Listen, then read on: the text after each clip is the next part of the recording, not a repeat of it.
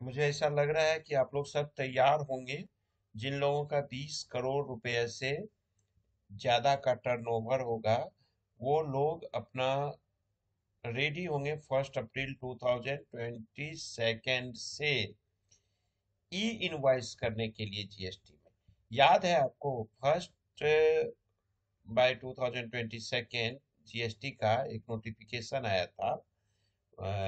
1/2022, ये 24 फरवरी 24 फरवरी 2022 को आया था, जिसमें कहा गया था seeks to implement e invoicing for the tax payers having aggregate turnover exceeding ₹20 crore from 1 April 2022। 1 April 2022 से जिनका टर्नओवर 20 करोड़ रुपया है, पार कर रहा है, उनको क्या करना है? ई इनवॉइसिंग करना है। अब आपके दिमाग में एक चीज आना है कि अगर ई इनवॉइसिंग मैंने नहीं किया तो क्या होगा। हम लेके आपको चल रहे हैं सीजीएसटी रूल 2017 पे। स्क्रीन पे मैं ओपन कर रखा हूँ रूल का चैप्टर 6, जिसका रूल 46 से लेके आपको जीएसटी के टैक्स इनवॉइस कैसा होना चाहिए, क्रेडिट नोट कैसा होना चाहिए, डेबिट नोट कैसा होना चाहिए, टैक्स इनवॉइसेस में क्या क्या मेंशन होना चाहिए। एक चीज आपको ध्यान से मैं बताता हूँ, ये जो लोग लिख देते हैं this is computer generated signature note required या कुछ भी ऐसा करके, वो इनवॉइस आप एक्सेप्ट मत करिएगा, क्योंकि ऐसा लॉ में कहीं नहीं लिखा हुआ है कि कंप्यूटर जनरेटेड इनवॉइस है तो नहीं है। अरे सारे के सारे तो कंप्यूटर जनरेटेड इनवॉइस हो रहे हैं। कंप्यूटर जनरेटेड क्या, उसमें गवर्नमेंट का क्या है, बारकोड गवर्नमेंट वाला तो नहीं है। अब जीएसटी इनवॉइस का तो मतलब ही है बारकोड हो जाएगा, उस पे एआरएन आपको होगा। तो इसी तरह मैं आज आपको जो चर्चा करूंगा वो करूंगा सेक्शन 122 और सेक्शन 129 पे। और ये अपना रूल 48 की भी डिस्कस करूंगा। ये सब क्या करते हैं, क्या कहते हैं कि अगर आप जीएसटी इनवॉइस नहीं बनाते हो तो आपके साथ क्या होने वाला है।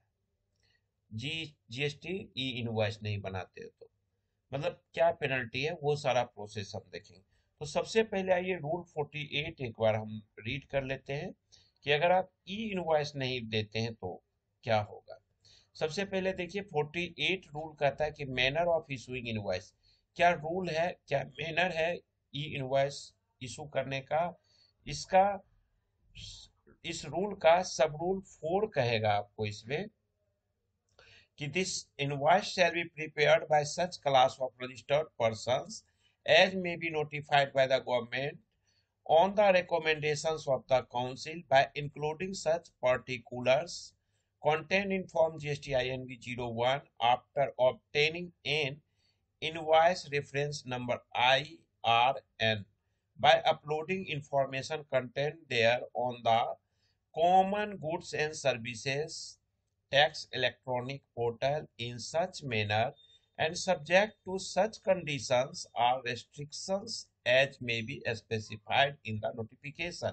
यानी 20 करोड़ से ज्यादा का टर्नओवर आपका हो रहा है 1 अप्रैल 2022 से, तो गवर्नमेंट के नोटिफिकेशन ऑलरेडी 24 फरवरी को मिल चुका है आपके पास, तो ई इनवॉइसिंग स्टार्ट कर दीजिए। अगर आप ई इनवॉइसिंग नहीं करते हैं और आपका 20 करोड़ से ज्यादा का टर्नओवर है, तो यहीं पे रूल 48 का सब रूल 5 क्या कहता है ये समझ लीजिए कि अगर आप इनवॉइस नहीं करोगे ना, every invoice issued by a person to whom sub rule 4 applies in any manner. Sub rule 4 कब में आप पे अप्लाई हो रहा है, जब आपका 20 करोड़ से ऊपर का टर्नओवर है तब। और उस केस में अगर आप ई इनवॉइसिंग नहीं इशू करते हो तो तब क्या होगा, then the manner specified in the said sub rule shall not be treated as an invoice. यानी कि आप हाथ से बना करके या नॉर्मल कंप्यूटर जनरेटेड इनवॉइस बना करके जो लिख देते हैं ना आजकल के नवाब, थोड़ा ज्यादा पढ़ लिख लिए हैं, तो उस केस में क्या होगा, आपको लग जाना है पेनल्टी। अब देखिए क्या होगा अगर आप इनवॉइस नहीं दिए ई इनवॉइस, तो पहली बात जो भी आप उसके साथ कागज लगाओगे तो वो रद्दी का मतलब है, पूरा है एक तरह से, कोई मायने नहीं रखता है। माल लेके आप जाओगे, आप फंस जाओगे।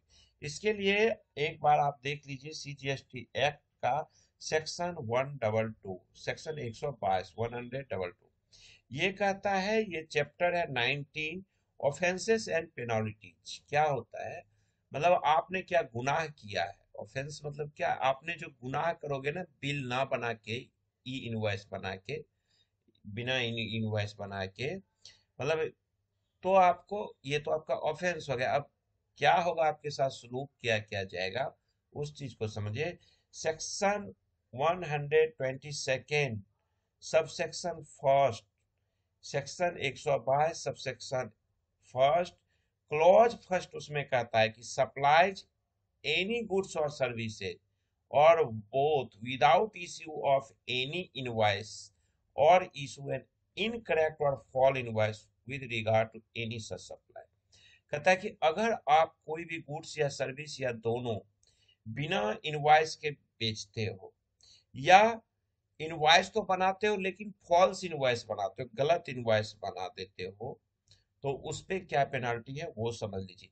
इस सेक्शन में, सेक्शन 122 सब सेक्शन 1 में टोटल 21 तरह के ऑफेंसेस दिया गया है कि क्या क्या ये सब अगर आप कंडीशन करोगे तो आप पे क्या होगा। ही शैल बी लायबल टू पे a penalty of 10,000 rupees, rupees 10,000 या equivalent equivalent to the tax whichever is higher।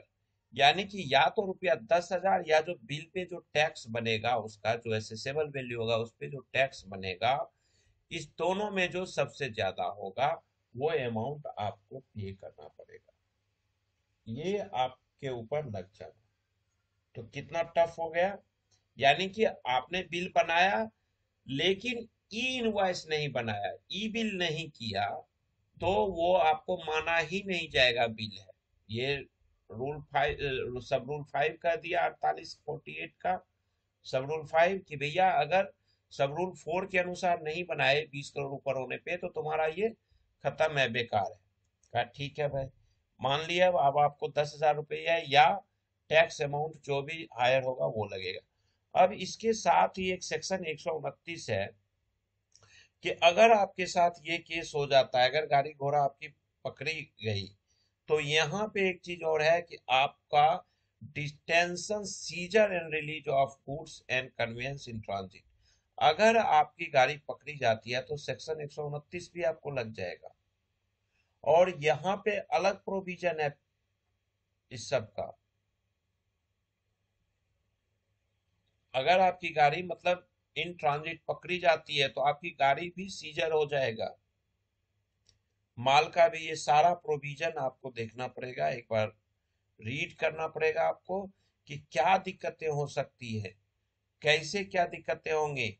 और अगर नहीं आप दे पाते हो ना, फेल कर जाते हो पेनाल्टी पेमेंट करना में, तो 7 दिन के अंदर आपके पास तो भाई साहब सेक्शन 130 का फिर एक नया प्रोसीजर चला देगा। तो यहाँ ये आपको ध्यान रखना है कि अगर इस तरह की कोई भी दिक्कतें होती हैं, अगर ट्रांसपोर्टर पकड़ा जाता है, आपका माल पकड़ा जाता है, तो यहाँ पे भी on payment of the applicable tax and penalty equal to 100% of the tax payable on such goods.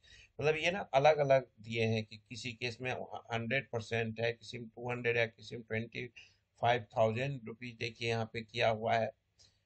इस दोनों में जो लेस होगा इस तरह से, कहीं 50% है, ये सारे क्लॉज आपको दिया हुआ है। तो मेन रूप से आपको क्या करना है, सेक्शन 129 सेक्शन 122 आप पे एप्लीकेबल हो जाएगा। उससे बढ़िया है कि 48 रूल 48 सब रूल 4 को कंसीडर करिए। 20 करोड़ से अब ऊपर होने के बाद टर्नओवर ई इनवॉइस 1 अप्रैल 2002 से जरूर बनाइए, मत भूलिएगा इस वीडियो को सुनने के बाद भी। और अगर आप लोग सुन रहे हैं तो इस वीडियो को शेयर करिए अपने दोस्तों के बीच कि भैया रेडी हो जा, अब घपलेबाजी नहीं चलना है। तो चलिए, मैं था राम प्रकाश गौतम, और अब मैं बंद कर रहा हूँ, इस वीडियो को खत्म कर रहा हूँ। मुझे लगता है कि आप लोग सब समझ गए होंगे। कोई क्वेरी हो तो 8448610923 पे आप व्हाट्सएप कर दीजिएगा, और मैंने एक ग्रुप बना दिया है, व्हाट्सएप पे भी है और टेलीग्राम पे भी है, वहाँ भी आप ज्वाइन कर सकते हैं। Thank you, bye bye.